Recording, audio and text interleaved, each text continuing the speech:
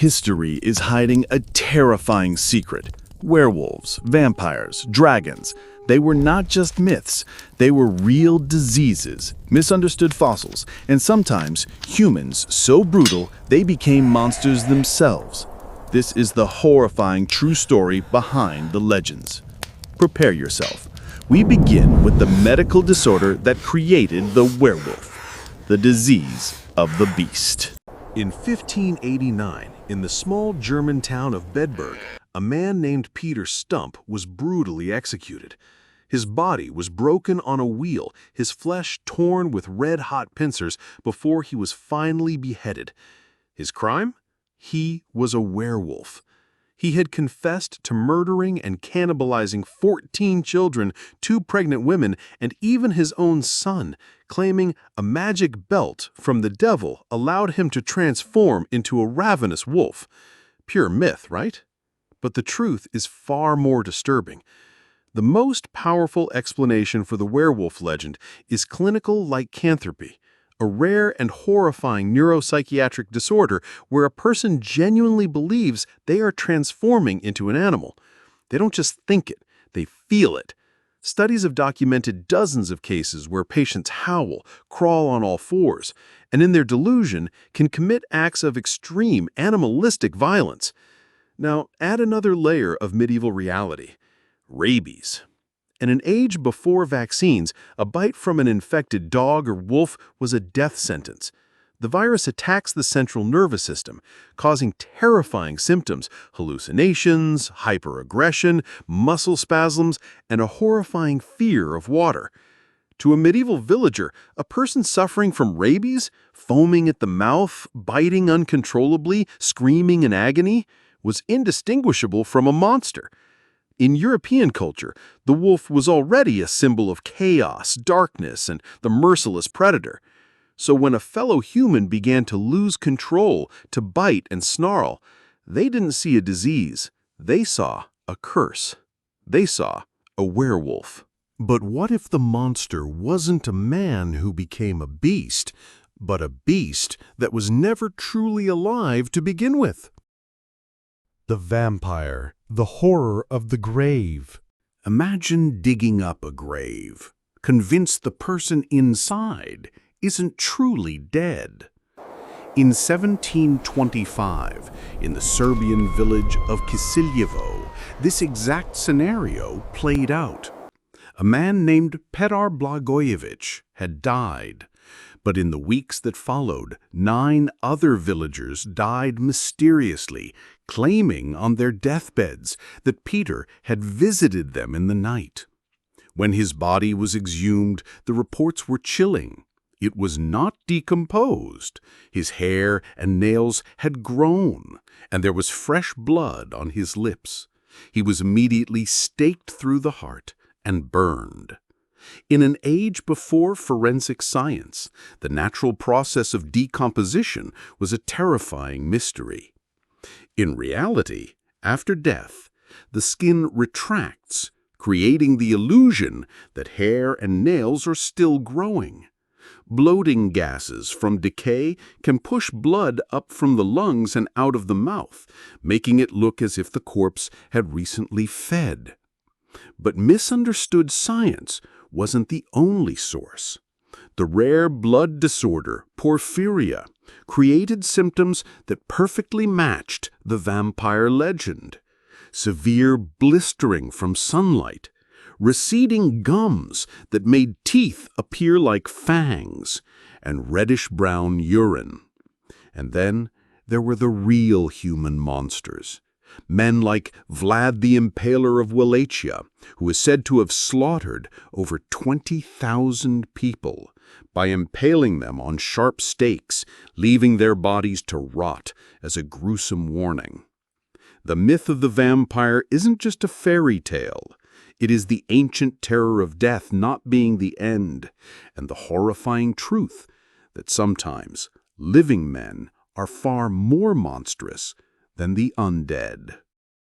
But the monsters on land, born of disease and human cruelty, were nothing compared to the terrors that lurked in the uncharted black depths of the sea. The Kraken, the terror from the deep.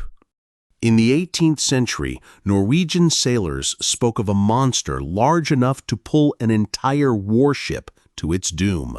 A creature with tentacles as long as masts and eyes that glowed in the dark.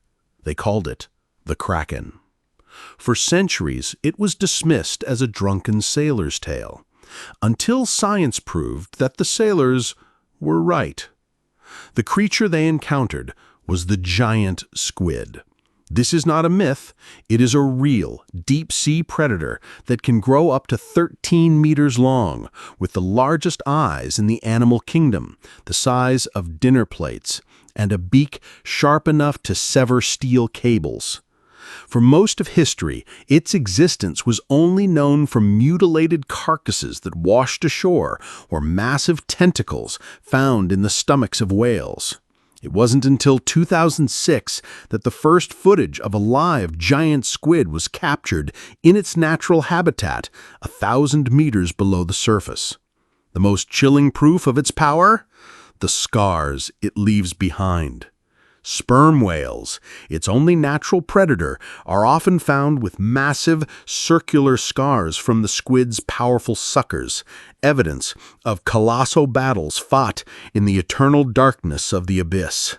For a medieval sailor in a small wooden boat, seeing one of these massive arms rise from the water wasn't a biological phenomenon. It was a warning. In the endless ocean, man is not the master. The Kraken is. But what if the most terrifying monsters weren't hiding in the sea, but were buried right beneath our feet, waiting to be discovered? The dragon, the tyrant of the bones. From China to England, from Norse mythology to the Bible, the dragon, a giant winged, fire-breathing reptile, has haunted human imagination for millennia. But how could so many different cultures, separated by oceans and centuries, all describe the same impossible creature? The answer wasn't in the sky. It was buried in the earth. Dinosaur fossils. Thousands of years ago, in what is now Sichuan, China, farmers digging wells unearthed colossal skeletons, long skulls, dagger-like teeth, and a towering spine. They had no concept of dinosaurs, a word that wouldn't be invented until 1842. So they logically concluded the only thing they could. These were the bones of dragons. To this day, the Mandarin word for dinosaur is Kongmo, which literally translates to terrifying dragon. In Europe, the same story unfolded. Massive bones of mammoths and other prehistoric beasts were unearthed. Pliny the Elder wrote of exotic creatures with hardened skin and deadly breath, based on reports from Roman explorers. But the myth was truly cemented in reality when crusaders returned from Africa and the Middle East, telling tales of the Nile crocodile, a 6-meter-long, armored predator that could snatch a fully grown man from a riverbank and drag him to a watery grave. For a European knight who had never seen a reptile larger than a lizard, this was a living, breathing dragon. The dragon myth is not mere fantasy. It is the echo of our planet's own prehistoric, brutal past, a collective memory built from misunderstood bones and very real predators. But misinterpreting the bones of ancient beasts was common, and sometimes it didn't create myths of dragons, but of monsters that looked terrifyingly human. The giant, the echoes of a lost race. In the Bible, they were the Nephilim, the sons of God who walked the earth before the Great Flood. In Norse myth, they were the Jotun, mountain-sized beings who battled the gods of Asgard. Giants. Where did this universal story of a race of colossal humans come from? It came from one of the most fascinating archaeological mistakes in history, the misidentification of megafauna fossils. For centuries, people across the world found impossibly large bones, a thigh bone as tall as a man, a skull too large to be human. These were the fossils of mammoths, mastodons, and ancient whales. Without the science of paleontology, they tried to assemble these remains based on the only skeleton they knew, their own. The result was often the reconstructed skeleton of a giant human.